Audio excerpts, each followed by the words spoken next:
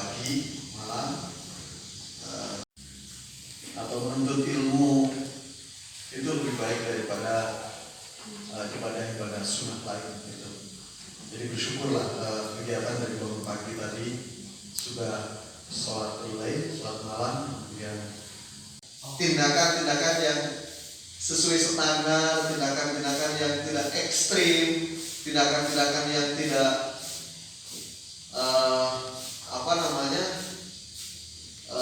terlalu ketat gitu. Itu namanya moderat. Jadi bahasa Sunda moderat ini ada Pak Setiadi, ahli bahasa Sunda itu sineger tengah. Atau bahasa lainnya moderat itu namanya mejehna gitu. Mejehna. Siapa yang pernah makan seblak atau mie ramen itu banyak ya? Wah, ini hampir semua. Bapak juga sudah berdua-duanya makan seblak, makan mie ramen. Dan itu biasanya berlevel-level Kak gitu. Level berapa tertinggi ramen itu? Yang Anda kenal? 3, 10, 20. Wah, subhanallah, dari 20 ya. Yang 20 itu ada itu namanya ekstrim. Itu yang disebut dengan radikal gitu. Nah, ramen itu enak kalau dimakan, tidak terlalu pedas gitu. Ya level 2, level 3 itu moderat namanya. Dan itu enak ketika dimakan, enak juga ke perutnya, tidak terlalu sakit perut, tidak bikin sakit perut. Seblak juga sama. Kalau masih level 1, 2 Bapak, saya biasanya makannya ya level 1, 2 gitu. Itu moderat gitu. Level moderat itu bikin kita nyaman, tenang gitu. Kalau sudah ekstrim, lawan dari moderat namanya apa? Ekstrim. Kalau sudah ekstrim itu yang bikin kita sakit. Sama juga dalam berbagai perilaku. Kalau terlalu ekstrim itu akan membuat perilaku itu tidak nyaman untuk lingkungan sekitar. Kalau tindakan, prinsip hidup Anda ya, tindakan Anda itu sudah tidak bikin nyaman lingkungan, berarti tindakan Anda sudah tidak moderat. Tidak moderat. Nah, oleh karena itulah adik-adik, moderat ini memang menjadi kunci untuk kita bisa hidup tenang, aman, tentram di berbagai budaya apapun, di berbagai agama apapun, di berbagai masyarakat apapun. Survei Pew Research Center adik-adik menunjukkan bahwa ini risetnya lebih dari 40 negara tentang jenis pakaian adik-adik. Jenis pakaian apa yang ternyata itu mengundang kekerasan. Betul memang pakaian itu mengundang kekerasan. Hasil survei menunjukkan seperti itu. Tapi pakaian seperti apa? Nah, hasil survei Pew Research Center itu menunjukkan pakaian yang too religious and too secular. Jadi pakaian yang mendapat kekerasan itu pertama too religious, terlalu religius, pakai burko ya, pakai kerudung panjang sekali, tebal, kemudian ininya pakai tutup ya, bahkan yang agak ekstrim gitu ditutup lagi, jadi seperti pakai hordeng tapi yang sarang gitu. Nah, pakaian-pakaian yang seperti itu ternyata mendapat kekerasan di berbagai negara, dari mulai kekerasan individu, kekerasan masyarakat, kekerasan dalam bentuk peraturan pemerintah gitu.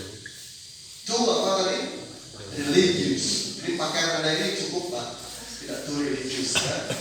Nah yang kedua, pakaian yang menggunakan kekerasan ternyata too secular gitu. Terlalu sekuler.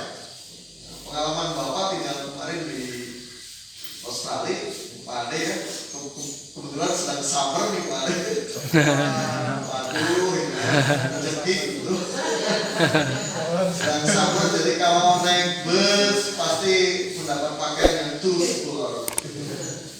Naik kereta kita berhadapan-hadapan, ada yang subhanallah ini gimana ya, harus makan begini ya, yang terpaksa harus melek saja ya. Dan pakaian-pakaiannya sangat minim gitu. Itu dalam bahasa riset to school, pakaian yang sangat apa? Mini gitu.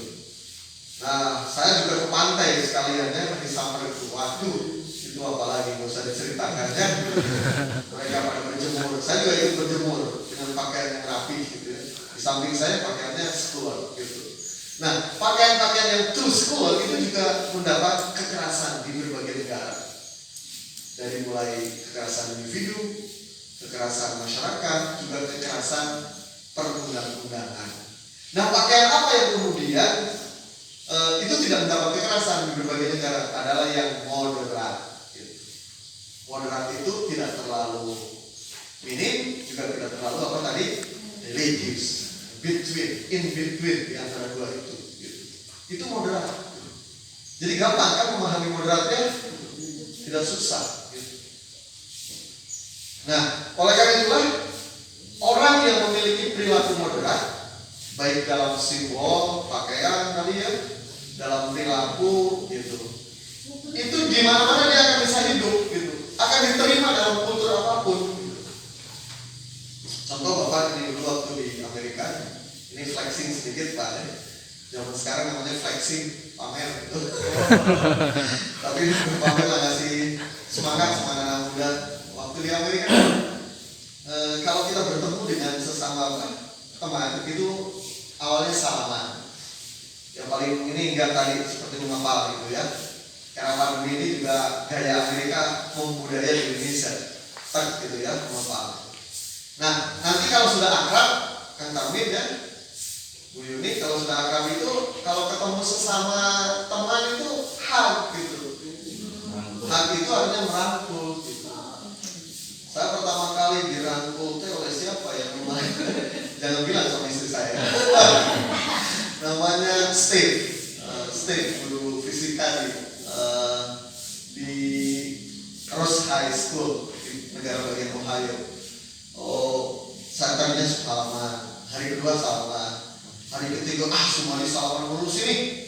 Wah, saya dipeluk oleh si Steve, cewek perempuan. Oh ternyata begini ya dipeluk itu. Maksud saya dipeluk dalam konteks berinteraksi. Nah, akhirnya hari keempat, kelima dan seterusnya ketika yang kalau ketemu dengan teman sudah akrab gitu ya, teman-teman studi, teman-teman yang jadi kayak saya di sana ya artinya hal gitu. Ya kita moderat itu namanya. Gitu. Sudah tertata, tenang Pak Ade, Pak Tarmin ya, iman kita sudah tertata rapi gitu ya. Dengan hal itu tidak ada yang terganggu gitu.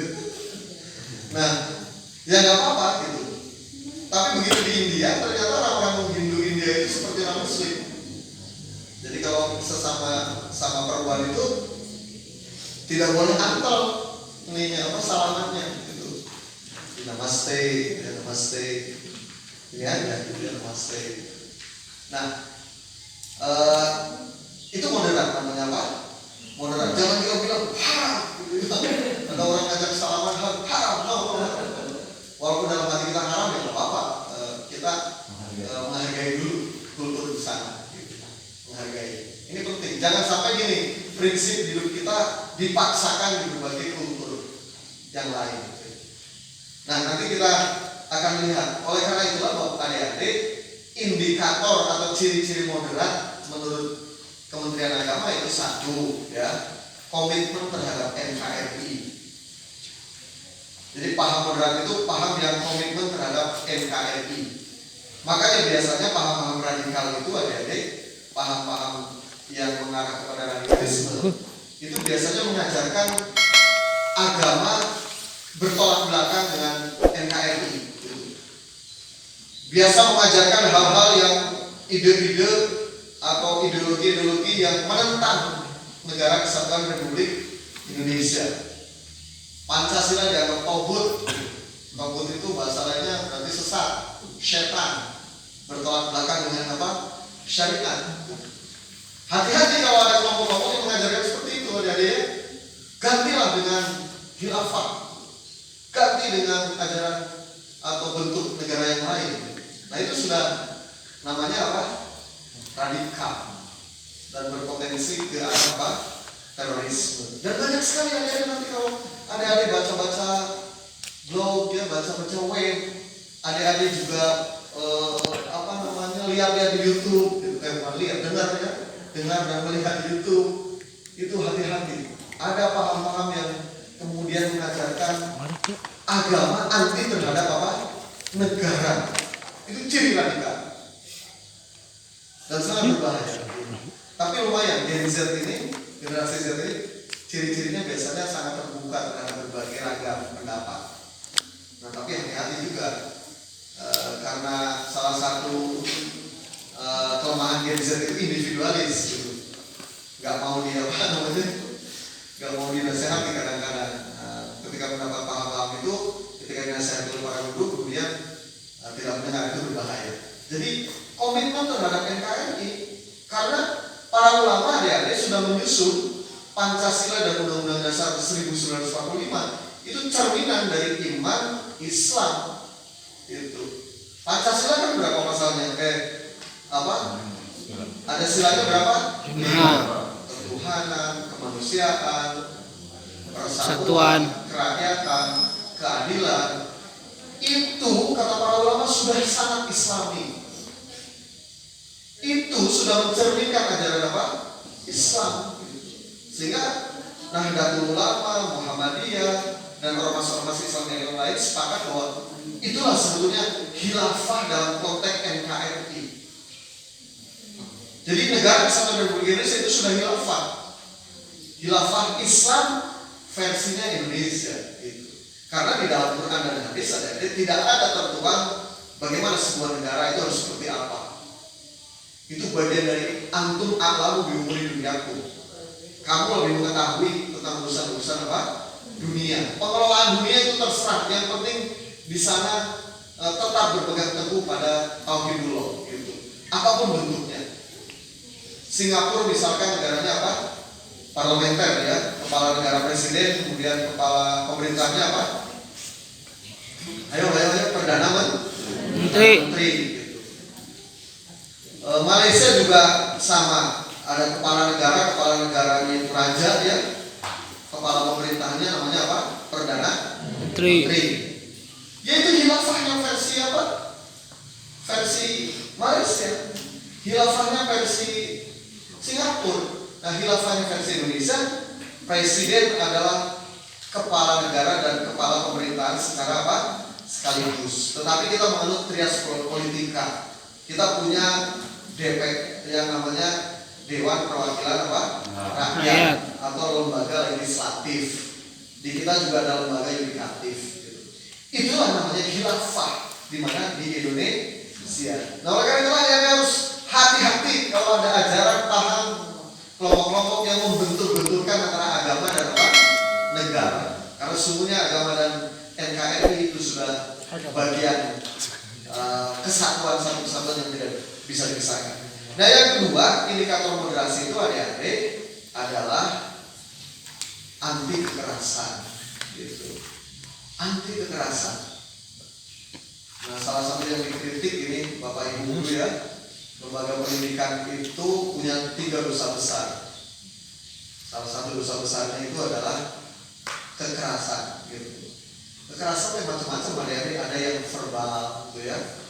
Kadang tidak terasa, maaf, seseorang mengomentari kondisi tubuh seseorang, bagian tubuh seseorang. Wah, bapak ini pendekar ya, kuat dan kekar. Padahal maksudnya kritik saya agak gemuk gitu. Tapi lumayan kalau disebutnya pendekar. Nanti ada yang lain ya. Maaf, ada ibu-ibu, Bu Yuni ya, ibu-ibunya gemuk. Maaf.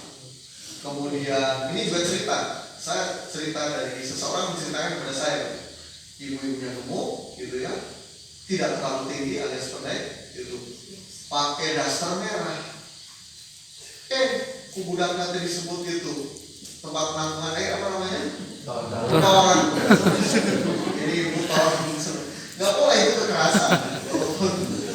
Itu kekerasan. Jadi hati-hati. Adik-adik yang suka perang stiker, kalau saya juga isinya kekerasan. Ada stiker tuh, tembak gitu kan, ada kan pistol. Itu secara tidak sengaja sebenarnya kita diarahkan untuk kekerasan, nggak boleh. Atau maaf, stiker-stiker yang gambarnya berbasis anak-anak yang berkebutuhan khusus, awas hati-hati, jangan itu di share ya.